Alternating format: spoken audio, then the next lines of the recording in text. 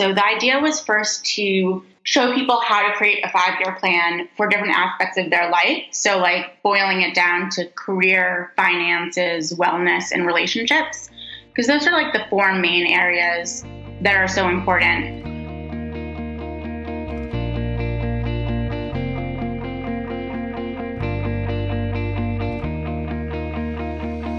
Hello, and welcome back to Seek the Joy podcast. Happy Seek the Joy Tuesday. I'm your host, Sydney Weiss, and on the podcast this week is Elana Lyn Gross. She's a journalist and the author of What Next? Your 5-Year Plan for Life After College. You might remember Elana from the inspiring conversation we had 2 years ago, and I'm going to link that episode in the show notes because that was such a fun and powerful and insightful conversation, really all about finding and honing in on your voice. And so I was beyond excited to sit down and have another conversation with Elana for Seek the Joy. And in this week's new episode, Elana shares everything that she's been up to since we first recorded in 2018, the inspiration behind her new book, What Next?, her writing process, and what writing her first book really taught her about herself.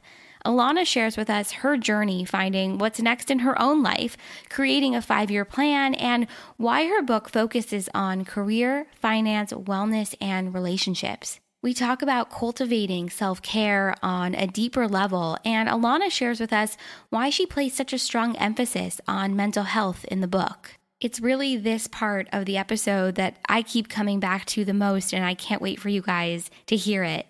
Plus, Elana shares her insights from quarantine, trusting that you're doing enough, her biggest dream, and so much more. I really loved sitting down with Elana again and having this conversation for the podcast, and I can't wait for you guys to hear this one. Make sure to join the conversation on Instagram, Facebook, and Twitter. We are at Seek the Joy Podcast everywhere. If you know someone in your life who's thinking, what's next, whether they just graduated from college or find themselves in a weird in-between spot as a result of COVID, or even if it's none of the above, there's something in this episode and in Elana's new book for everyone. So please send them a link to this conversation, send them a link to Elana's new book. I am so excited for you guys to hear all of the gems in this week's new episode. Before we dive in, make sure to hit subscribe on Apple Podcasts or follow along on Spotify if you haven't already, and leave us a rating and review. It really helps the show more than I can even tell you. So thank you guys so much for being here. Thank you for listening. And without further ado, here is this week's new episode with Elana Lyn Gross. So you and I were just talking about how it's been 2 years since we first connected and we had this first conversation for the podcast. So can we start off by catching the listeners up, what you've been up to, what has changed in the last 2 years? Because there's been so much, and it's been so much good stuff too.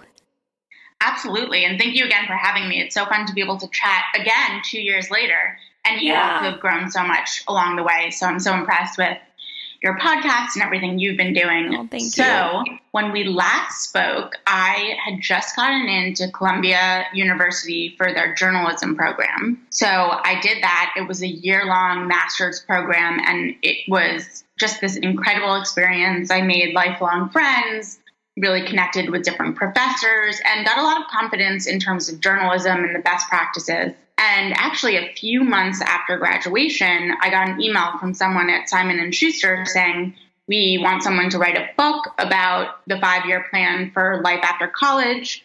And we read your blog and we think that you'd be a good fit. Are you interested? Wow. That is so cool. Wow. What a cool moment. It was a once in a lifetime moment for sure. And I, of course, said, absolutely. I'm so interested.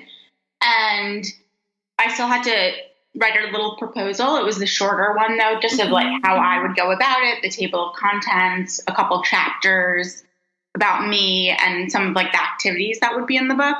But I got the book deal August 31st-ish, and then by September 23rd, half of the book was due, and then October 23rd, the entire book was due, and then we edited it in about a month.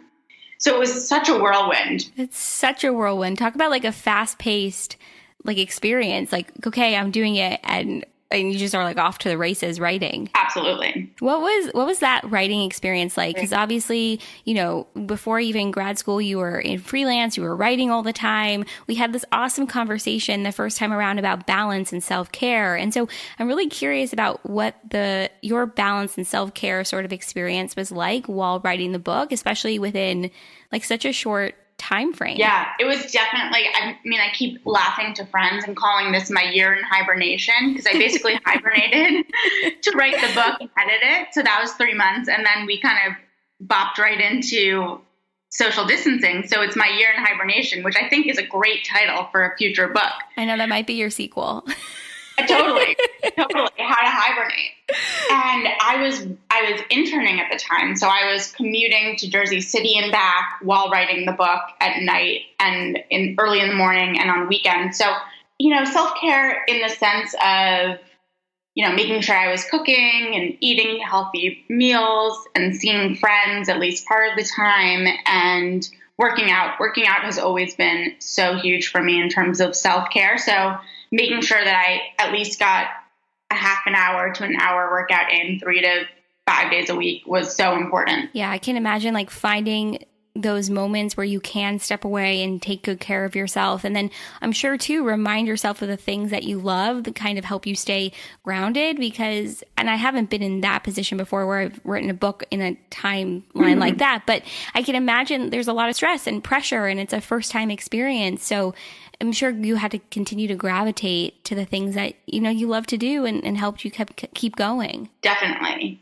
And I was also a fan of productive procrastination, which is like, my apartment was sparkling. It was so clean, because whenever I had something that I wanted to procrastinate for a little bit on, I would, wipe down the counters or like Swiffer the floors.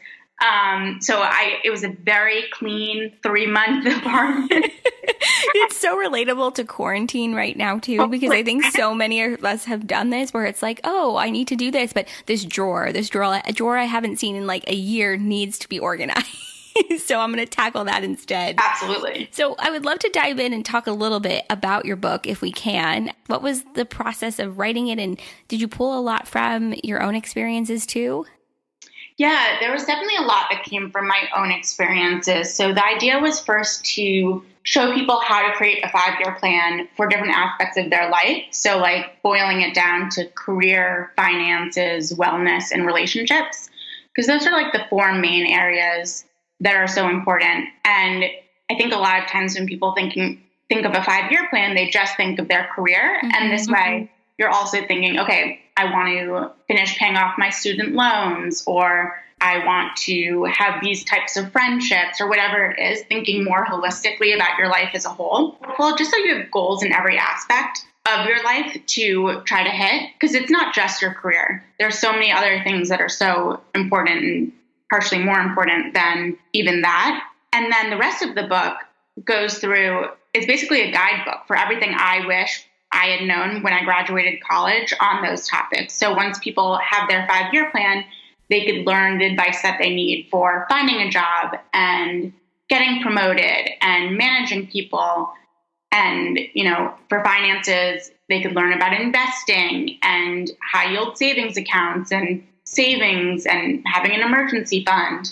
And relationships, dating, how your relationships can change with your parents, roommates, friends, all of those things. And wellness was, big goals that you want to do. Like if you want to run a half marathon or a marathon, or just get yourself to work out and, cook healthy meals. Just because when you graduate from college, there's so many firsts. I love what you said too about looking at your life holistically, because the plan isn't just about career. But so many of us focus solely on career.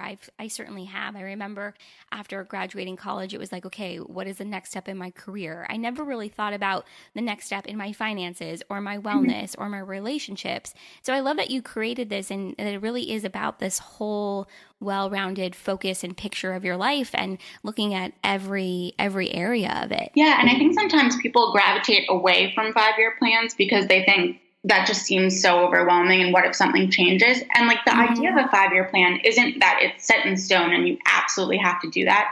life can pull you in so many different directions. You could get a job offer in California that's amazing. You could fall in love with someone that you meet at a wedding and end up moving to Ohio with them.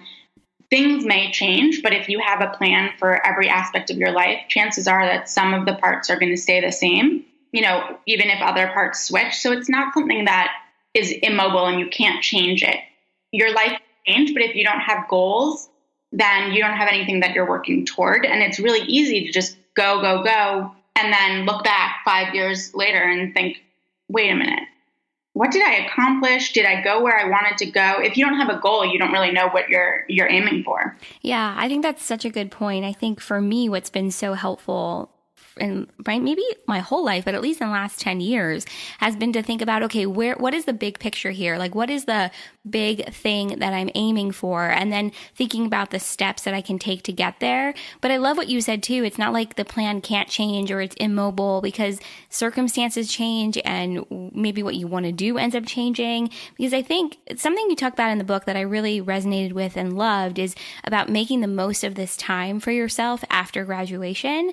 And I think it brought up a very interesting point for me of who I am today at like 29 is very different from who I was at 22 when I graduated from college. And thinking back, like, I really had no idea like who I was, what I wanted to do, where I really was going to end up going. I had like a broad idea, but I would have never guessed I would end up here, I guess is what I'm trying to say.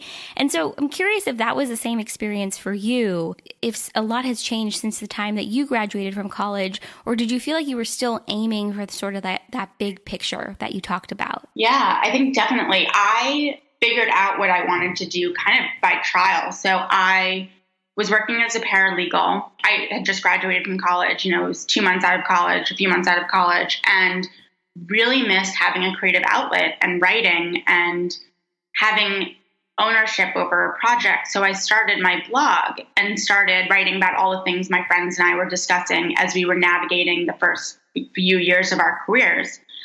And because I really wasn't sure what I wanted to do, and I knew I didn't want to be a paralegal, I didn't think I wanted to go to law school, I just wasn't sure what I wanted to do and what was next for me. I started also interviewing women and talking to them about their career paths and their advice and how they got where they were.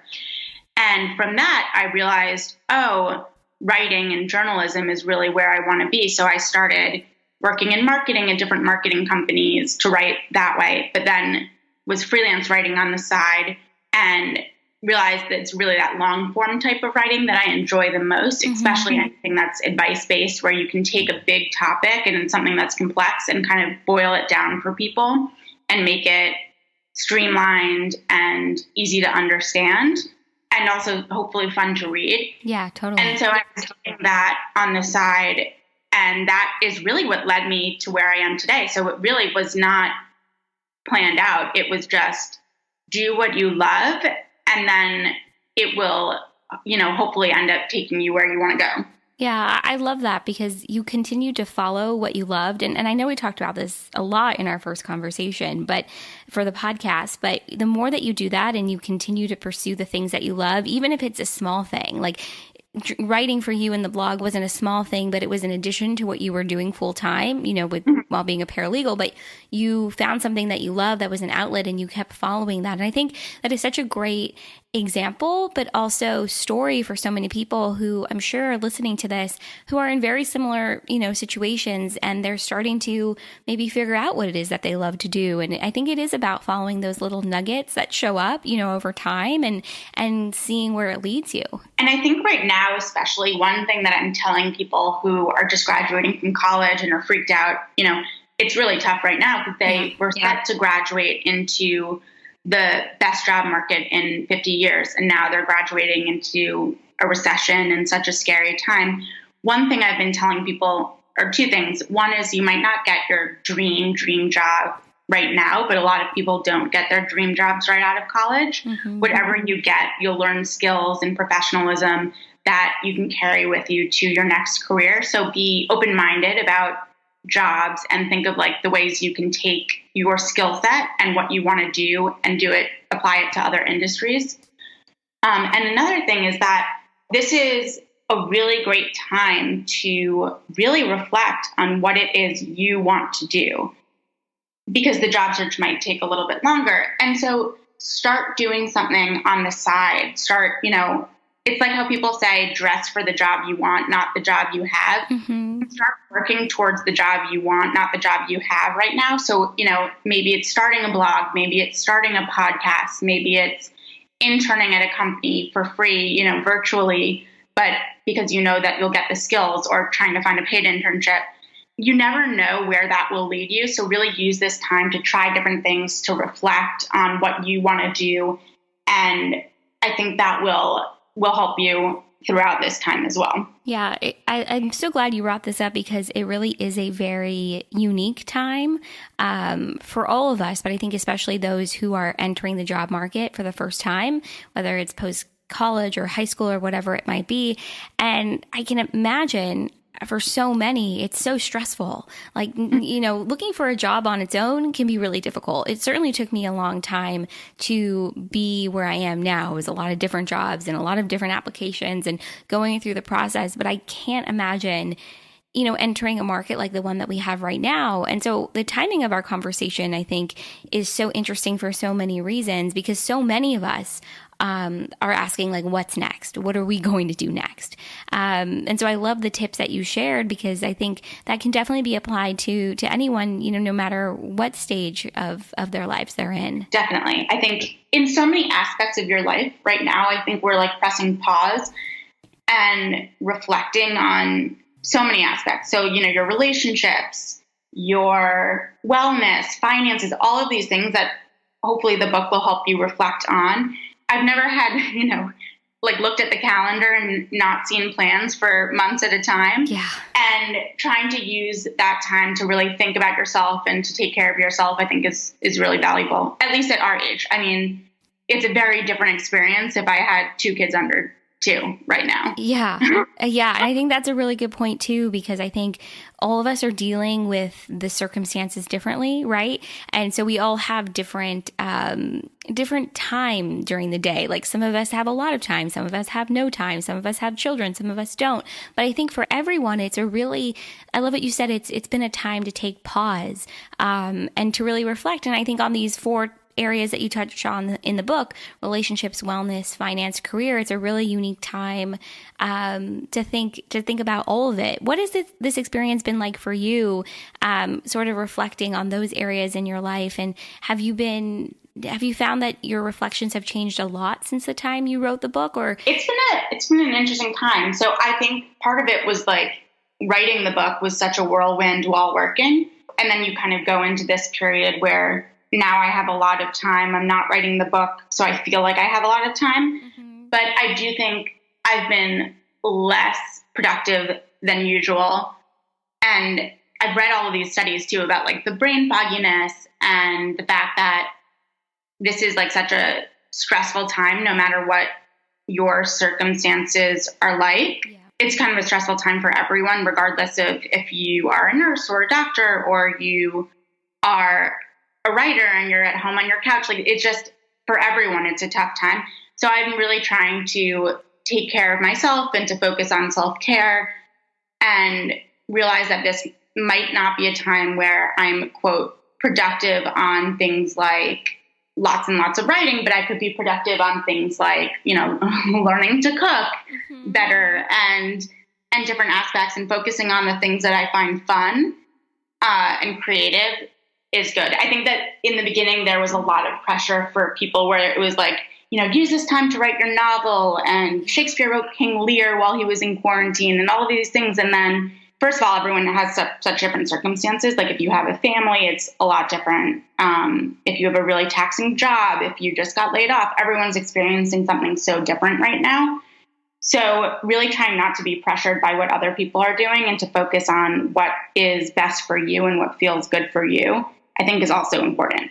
Yeah, I love that you said that, because something that I've seen a lot, I saw a quote that really bothered me, and it was like, if you're not using this time to be the most productive, then like like self-discipline is the issue. Like I saw something that said something like that and I could not believe it. And there, especially at the beginning of quarantine, I think there was a lot of pressure, like you said, to like do more than you actually can. And for me personally, I'm still working. I work from home now. And so I've got my full-time job and then I've got the podcast and everything else.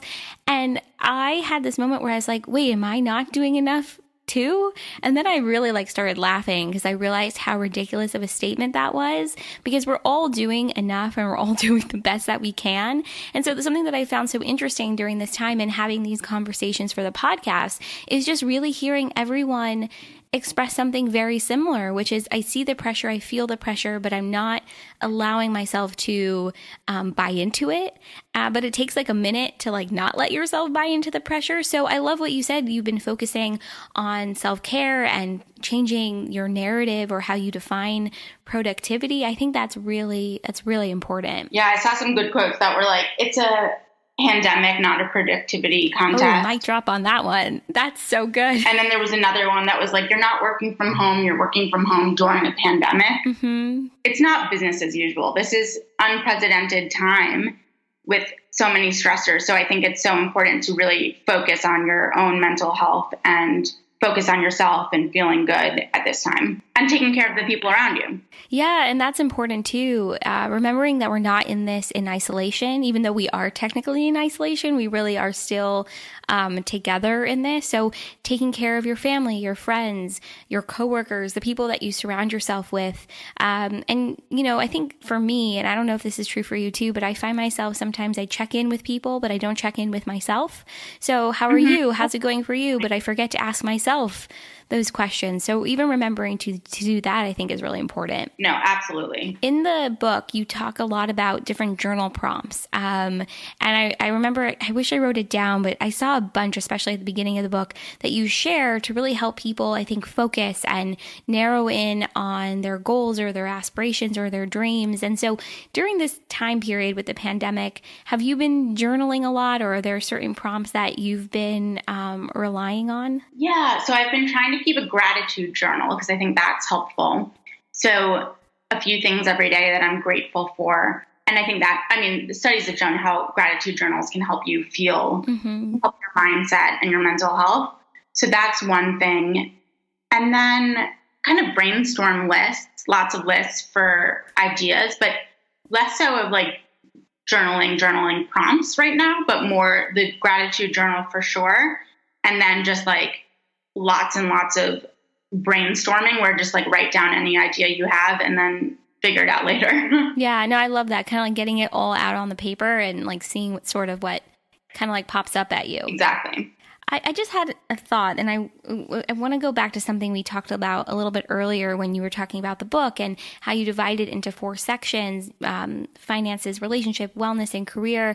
And I'm curious, because it's definitely been some time for both of us since we've graduated from college, but have you found that there were certain times in your life where you focused on wellness more or career more or relationships more? And then for anyone that's listening, you know, what has your experience been like, I guess, sort of trying to balance all of those areas? Because I think that's part of the plan too. The 5-year plan is like figuring out like, how can I manage all of these different aspects of my life, maybe sort of at the same time if possible? Yeah. I would say the first few years out of college, definitely, I think I was mostly career focused.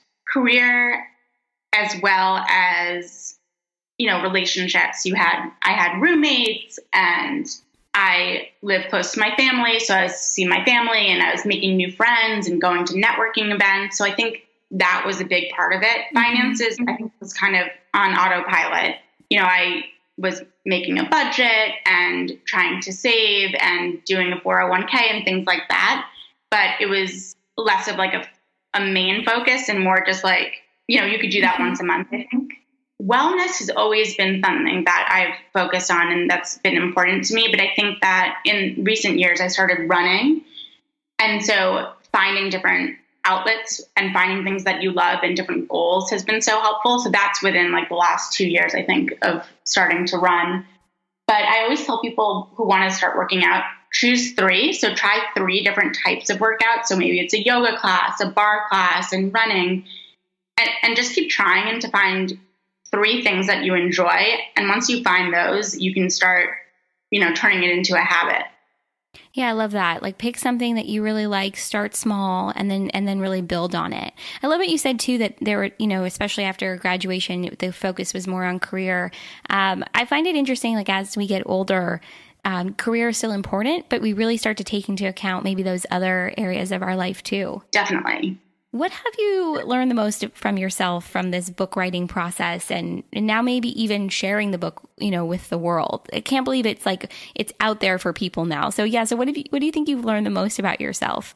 It's funny. I think I've definitely learned that I, for some reason, always thought I was a slower writer, and I was actually really nervous to take the book offer. I knew it was this once in a lifetime book, and it was the perfect culmination of everything I like to write about. And it was the perfect book for me, but I was really nervous. And I was like, am I going to be able to work full time and write a book in 2 months? Mm-hmm. Is that a possibility? And I was really scared. And I'm so grateful that I told my friends and I told my agent, and different people were saying, you know what, if you commit to it, you're going to get it done. And luckily I believed them and I did.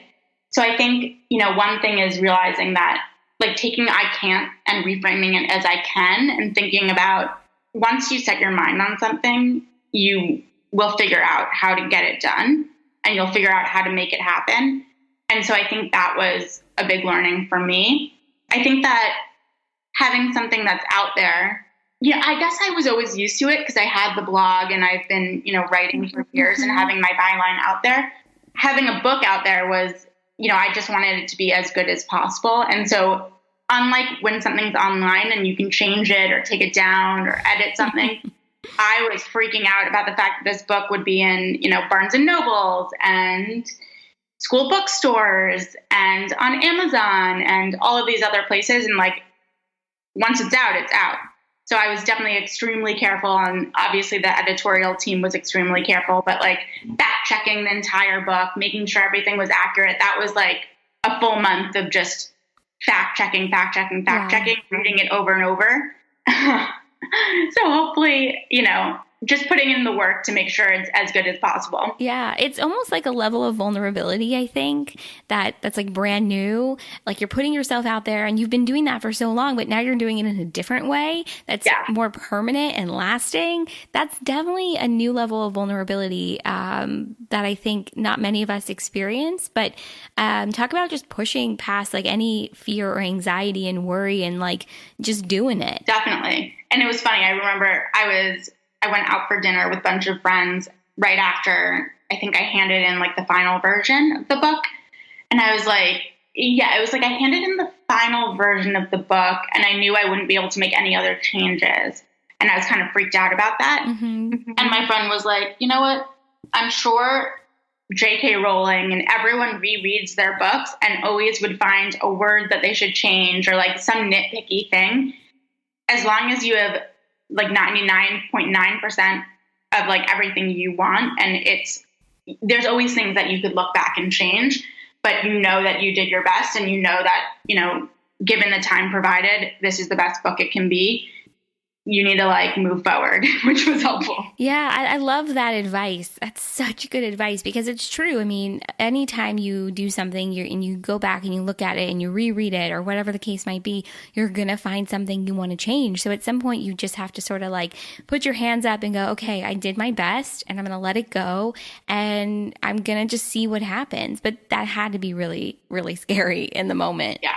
And it's actually so funny because today I was walking around the park and I've been listening to the audiobook of the book. Oh my God. So funny because I didn't read the audiobook. This wonderful voice actress named Caitlin Davies did. So it was just it's so interesting to like, I remember obviously writing the book at my desk and like at my little chair and at the library and all of these places.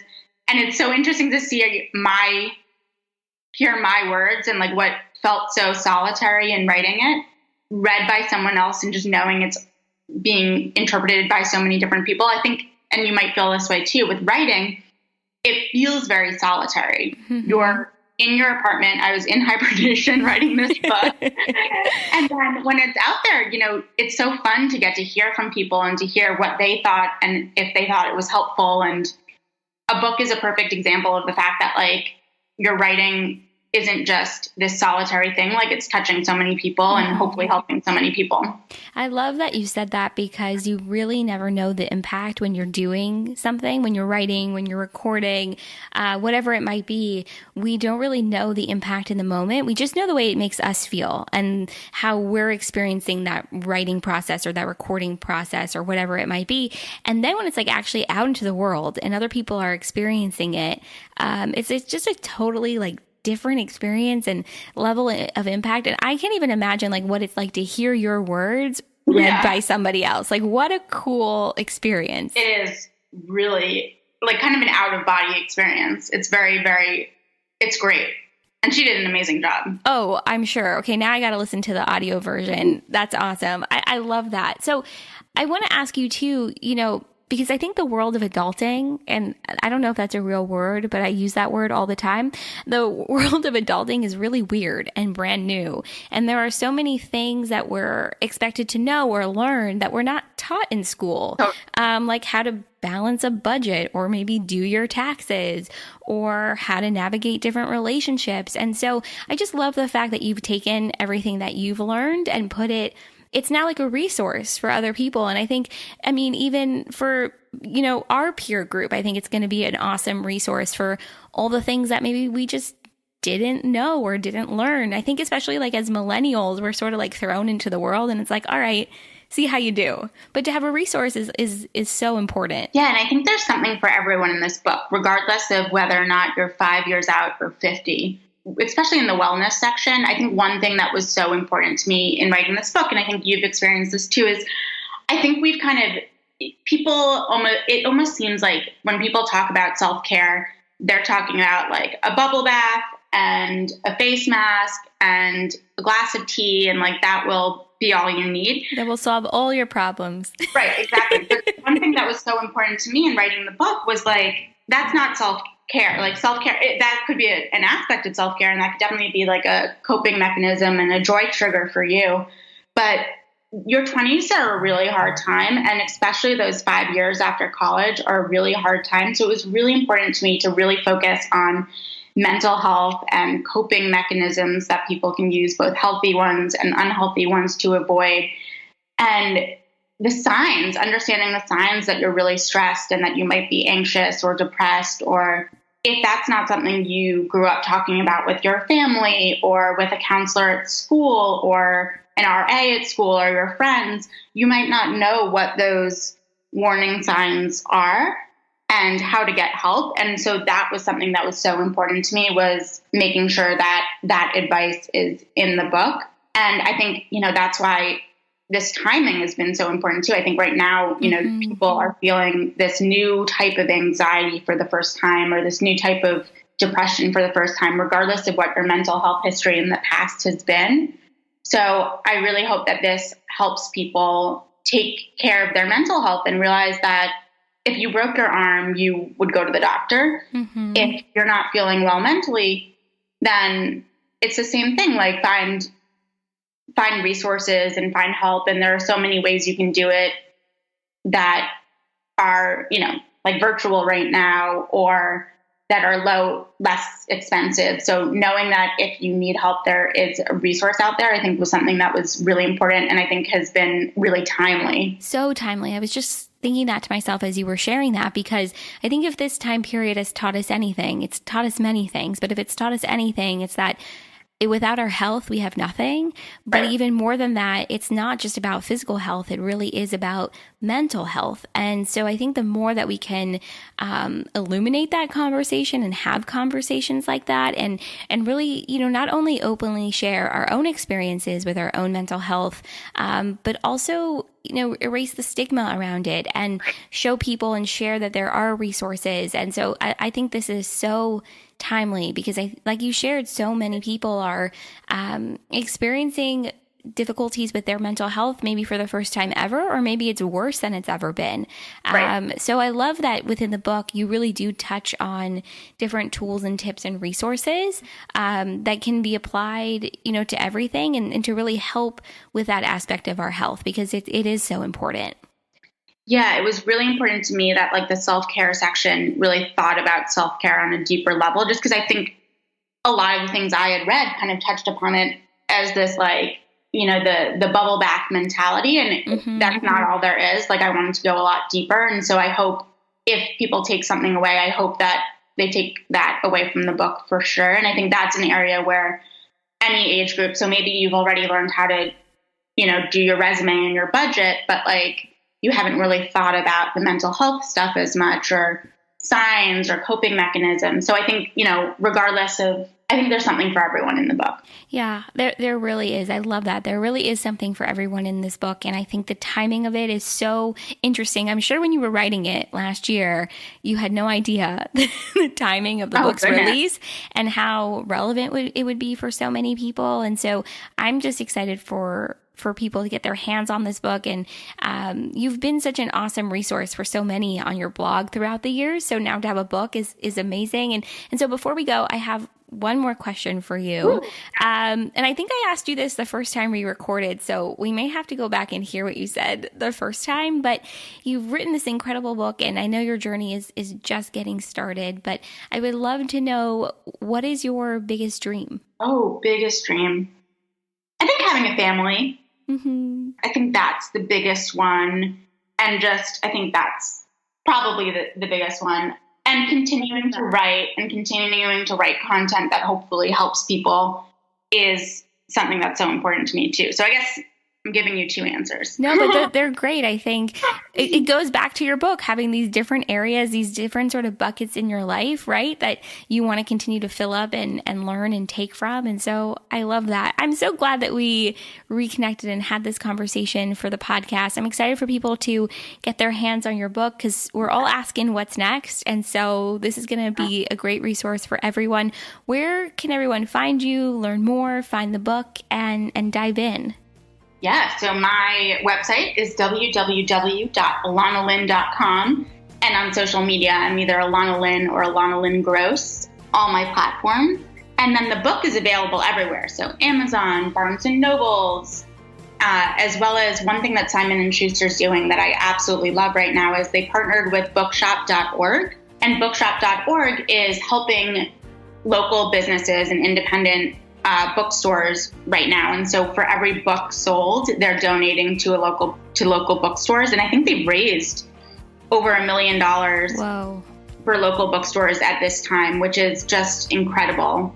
And so that's another really great way to support your favorite authors and support your favorite bookstores. I love it. I'm going to put everything in the show notes. It'll be so easy for everyone to find you, find the book, support what Simon & Schuster are doing. And Elana, thank you so much again for coming on the podcast. You talk about this a lot in your book about celebrating your accomplishments and your wins and just even celebrating who you are and how far you've come. And so even though we're in the middle of a global pandemic, I'm excited to celebrate you and what you're doing. So thanks so much again. Thank you.